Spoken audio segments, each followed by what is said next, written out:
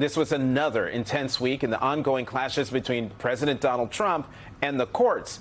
Federal judge blocked Trump's efforts to deport Asian migrants to war-torn Libya, claiming it would clearly violate a court order. Another federal judge used Trump's own words against the Justice Department's argument that the administration has no control over the hundreds of migrants it already deported to a maximum security prison in El Salvador.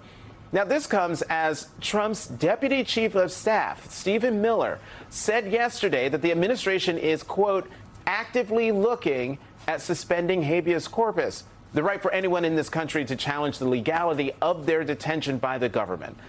And there were these stunning comments from Supreme Court Justice Sonia Sotomayor on the Trump administration's recent attacks on judges and lawyers at an event hosted by the American Bar Association. She said, in part, in all of the uncertainty that exists at this moment, this is our time to stand up and be heard. She added, right now, we can't lose the battles we are facing. Joining us now is the former Attorney General of the United States, Eric Holder. He's also the chairman of the National Democratic Redistricting Committee. Attorney General Holder, as always, thank you very much for coming. Good to see you, and congratulations to all of you on this new and great show. Well, thank you very much. So let's talk about the Stephen Miller of it all, talking about ending habeas corpus for migrants. To me, saying that it's just for migrants is like the gateway to just ending it completely. But he also wasn't very specific about just migrants. He said ending habeas corpus. What do you think? It's all about intimidation. To put that out there, to put that out as a conversation piece for people to think that it may be for migrants, it may be larger than that. But Stephen Miller, I don't think he's a lawyer, and he clearly doesn't understand our history. I think we've only suspended habeas corpus maybe 4 times. Right. The last time, I think, was after the attacks on Pearl Harbor. There's the need to show that there's an invasion and also a threat to public safety. And so I don't think there are the necessary conditions to have that happen. But you also have to have Congress be engaged in the process. Lincoln, suspended habeas corpus, and it's a blot on his record. I think he did it while Congress was I think in recess, but I think it was affirmed ultimately by Congress there.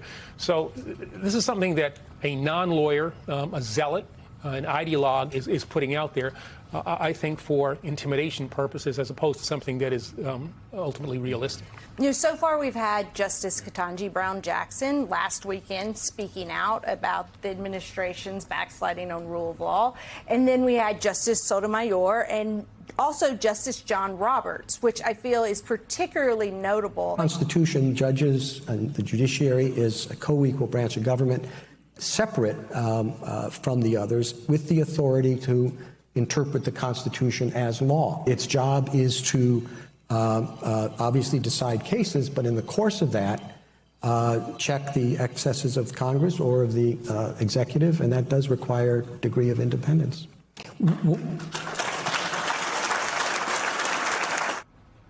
So how extraordinary do you make of this moment where you have Supreme Court justices speaking out? Well, I think it's extremely important that all lawyers, and especially those who are in positions of power, speak out for the rule of law. That's the foundation for everything that makes this nation exceptional. And when you have the Chief Justice, 2 justices of the Supreme Court speaking out for the rule of law, for that which makes this country, as I said, exceptional, that is an important thing. But it's not only them. I think lawyers all across the spectrum and in whatever positions they are have to be leaders in this fight to preserve the rule of law. It's why it's so disheartening to see law firms that have cut deals with this administration and essentially turned their backs on the rule of law. I was part of a group that was trying to put together an amicus curiae brief to support a firm that had been hit with one of these executive orders, and we were only able to get 10 of the top 100 law firms to sign onto that brief. My firm among them, but 90 of those firms did not sign. 90 out of 100 of the top 10 firms, and that's something that I think, this is going to end. This is going to end come 2029, and people are going to ask institutions and individuals, where did you stand in 2025, 26, 27, 28? And a lot of these firms, a lot of these individuals who will not stand up for the rule of law now will damage their reputations, and I think the commercial interests, perhaps irreparably. Do you think those folks, especially maybe the Democrats, the senior partners who are kind of not standing up, the ones that didn't sign on to that letter with you, should they leave? Do they need to resign? Do they need to go? You know, that's for their firms to decide. They made their own decisions, I suspect, for business reasons as opposed to other things. But at some point, as lawyers, we are protectors of our system, of our judicial system.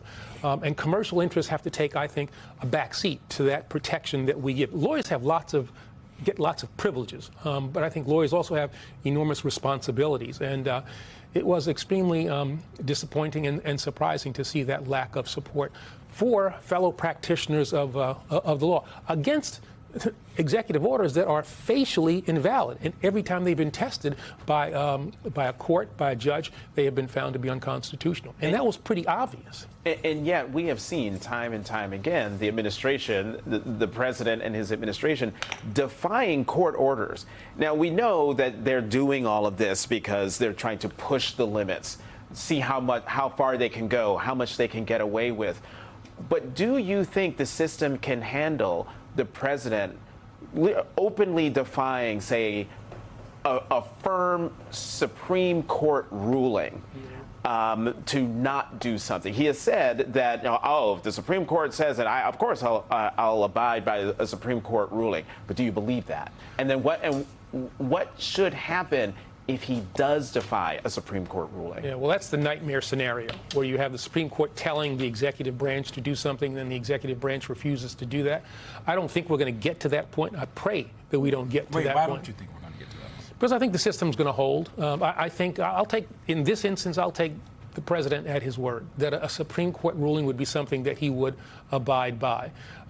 Were he not to do that, I would hope that the courts would use all the powers that they have, hold people in contempt, fine people, potentially put people in jail who do not follow orders, especially coming from the Supreme Court. But at the end of the day, it may come down to the American people hitting the streets. And this is a former attorney general talking about hitting the streets and protesting and doing things, obviously, in as peaceful a way as is possible. But the American people are the ultimate backstop against an executive branch that is not following the rules. Do you think Judge Boasberg will find members of the Trump administration in either criminal contempt in the Venezuela case? They're certainly making it relatively easy for him to do that. I mean, he keeps giving. He's a very patient man. And I was a judge. I'm not at all certain that I would let this go on as long as he is, but I will defer to him. But the way in which they are conducting themselves in front of him is not consistent with the way in which you would want to have an executive branch conduct itself, a Justice Department conduct itself. And the thing that really I think is striking is that whatever the Justice Department lawyers are saying is undermined by what the president is saying in his press interactions, and then they have to somehow deal with that in front of, Judge Boasberg. Mm-hmm. Well, and that's something I wanted to ask you. So President Trump has said that he cannot bring back Garcia, who is taking a prisoner, Miguel, I think, exactly. Right. He said, I can't do it. I can't bring him back. Does that actually help the case in court down the road? That he has been, that he's suffered and might even, be able to get damages for the government holding him when it is clearly deemed inappropriate and wrong? Yeah, I mean, the president says we can't bring them back, but then he says, well, we're paying them $4 million to hold these people. And then he said we can't bring them back. Then he says we can't bring them back. I just have to make a phone call and I could bring him back. And so I think at the end of the day, it's pretty clear that if the administration wants to, they can get him and any other people, out of that gulag in El Salvador. And I think this is something that will be a stain on this administration. And the question will ultimately be, when will the courts say, all right, that's it? Don't facilitate. I mean, don't use different kinds of language. Simply say, bring him back and by a date certain.